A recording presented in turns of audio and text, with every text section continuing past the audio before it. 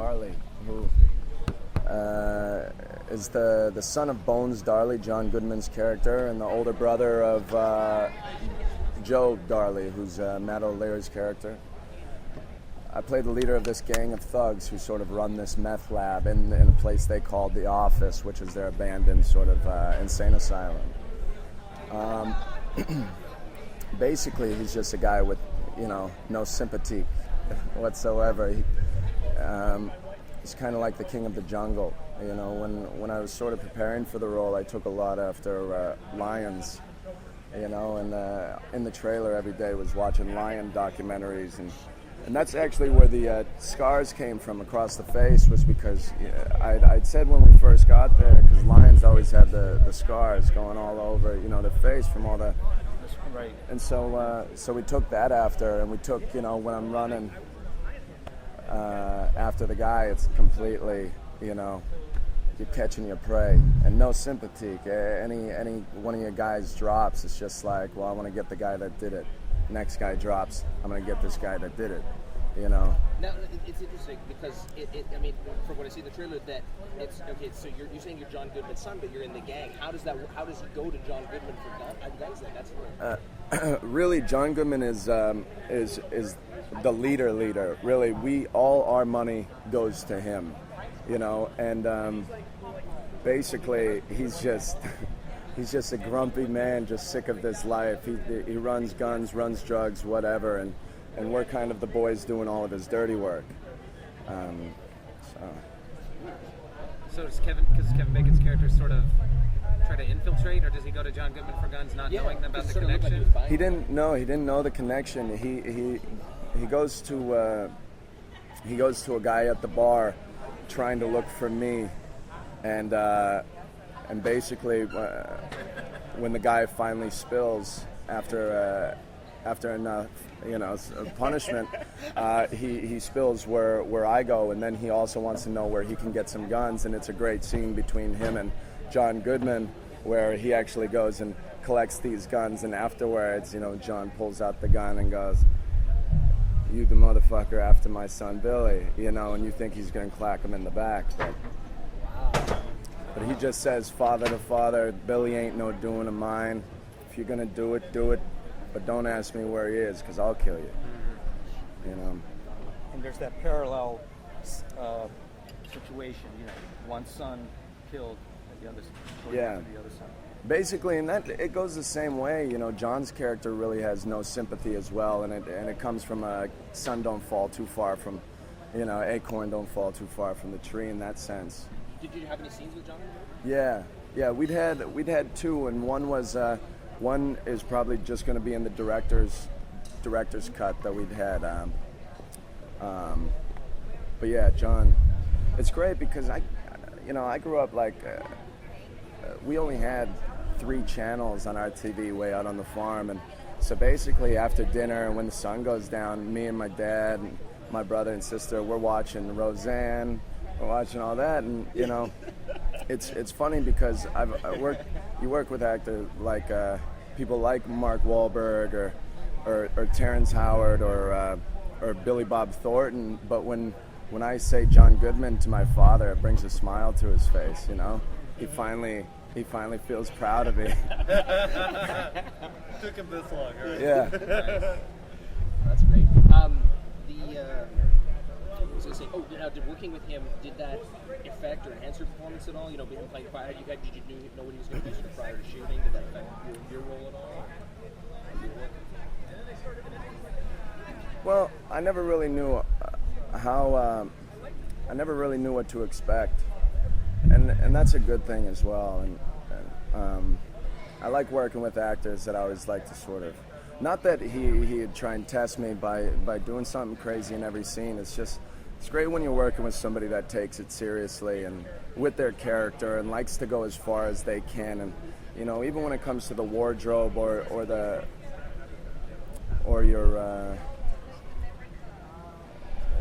the gestures or anything that makes your character who he is and further away from who you are as a person, I like those guys. I don't care for working with actors that just come in and read the lines and pretend the character is them instead of them the character. And it's just, You know, a lot of people try and just think they're the one to bank off of is their personality as a celebrity, and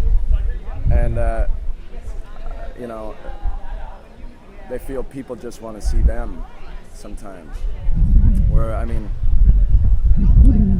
I like trying to do something different in every role, and especially like playing the Mormon Virgin and you know, Georgia Rule is to work with Gary Marshall.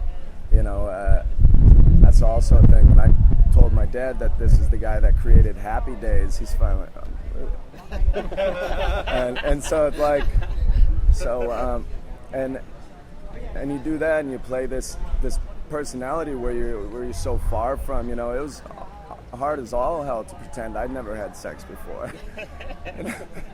Maybe we should. Yeah.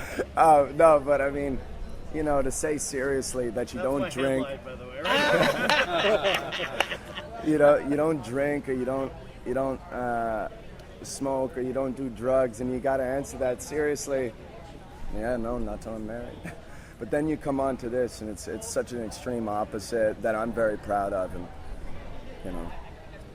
You mentioned, you were talking before in a conversation that about you use guns and how that culture about you putting them in your father's car and things have changed now. Can you talk about that? Yeah, well, I was explaining to him, we were talking about some shootings in Connecticut, and I was saying back when I was going to high school in my small town, Roseau, in Minnesota, it was such kind of a hunting environment. We got days off of school for deer hunting.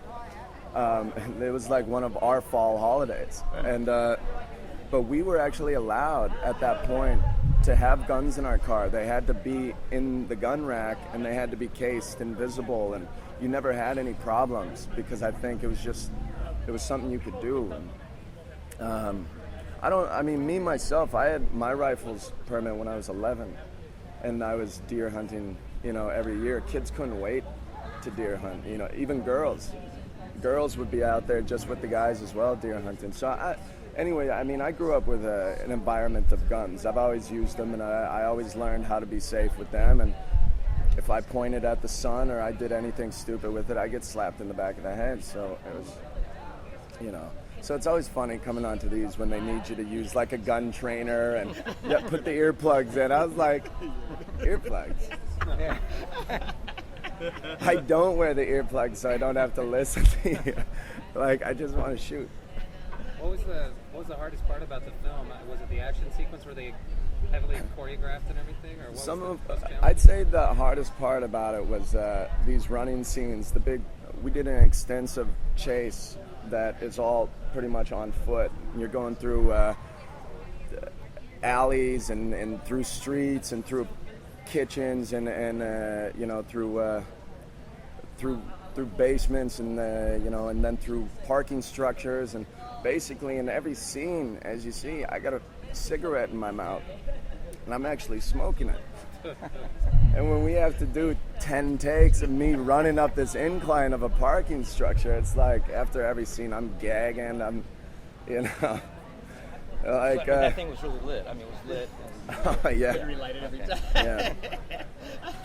What now? So you know, it's interesting. Sort of you're saying, you know, getting into this and really getting into the character. But so it's like it feeds to the aggression, all those things. When I would be, you know, be forced to be in smoking through every scene, and you're taking that, you know, that physical poison into your body, and basically all you want to do is just get pissed off, you know. And plus, there's all this smoke in the room, you know, artificial, making it smoky, and you know, and all that getting into your lungs. And I just, you know, you got a lot of nerves going on.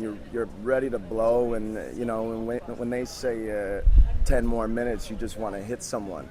And so that's what it really fed for me, is just physical disgust. You know, be it like if the boys went out and had some drinks the night before and you come in the next day a little hungover, you don't want the light or the heat or people telling you what to do. And the fact that all of that does occur, you're explosive. Well, I was going to say, but now sort of, you know, really delving deep into that character and immersing yourself in the character you're playing. What was it like sort of afterwards? Were you able to drop, after the shooting, were you able to drop that and carry I don't really care to. I don't care to.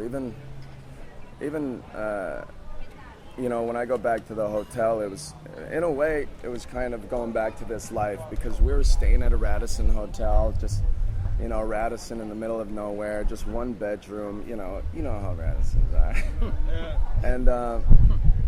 And it's just all your boys are around. Everybody was staying there, and you're constantly hanging out. And when I'd spoken to James right off the bat about this, and all the guys, all the gang members, we sat in a room with James, and we were talking about what was going on. And I kind of said, no, I want everybody to call each other by their gang names. I didn't even know anybody's real name, really, out of the gangs. We just called each other by the names. And I said, and basically, I want us to go out, strip clubs, bars, everything, and just kind of hang there as a group. And after a couple of drinks, the improv is going to start happening, and we'll be able to use some of that stuff in the film if James okays it, and it's actually something that makes a point in the story. And I wanted sort of what we do off screen to feed what we do on screen, and eventually it sort of did match up. So you went to bars and you went to strip clubs. So what you're saying is you had fun. Yeah. Yeah, that's real hard research. Yeah. Okay. No, I see. No, but you had to get. But the thing is that the gangs are a lot tougher than strip clubs. You know what I mean? Of course. I mean, that was just in the camaraderie sense. We can go to strip club, but show us a knife and we'll start running. Yeah, but that was in the camaraderie sense right. there. For us, there's really nothing safe we could have done in the sense of doing the gang thing. We could have acted as tough as we wanted in the bars, but it's not really, that's where the acting comes to play, and where it saves everybody from having to get, bailed out of jail. Did you ever, I wanted to ask you also that the scary thing is, I don't know if this came to you, is that these people, those gangs, they really exist. Yeah, of course. The real... Yeah, they didn't know initially where they wanted to sort of place this gang. They didn't know if they wanted it Boston Irish. They didn't know if they wanted it sort of an Aryan sort of gang. And I'd done a lot of study into all of them, and basically they kind of came out and just said to stay away from the sort of the placement of it all. We'll just say this is a gang in any town, anywhere. And it took off some of that research, but in a way we just had to create the rest. A lot of these guys had, been in a lot of trouble before. A lot of the guys that played a part of our gang, but we just try to make it seem real, though, without actually making it, into some sort of, court report. Yeah. Okay. Let me get a picture. Thanks very much. By yourself, then we'll get one. All right. If that's cool. Yeah. If you don't mind. Yeah. Nice. Get that poster in the background. The seat here was excruciating. I told them to turn it off. It's still coming in. What they had that on. Oh, you want to get I don't know. We'll get line. You mind? Yeah. You guys touch cameras?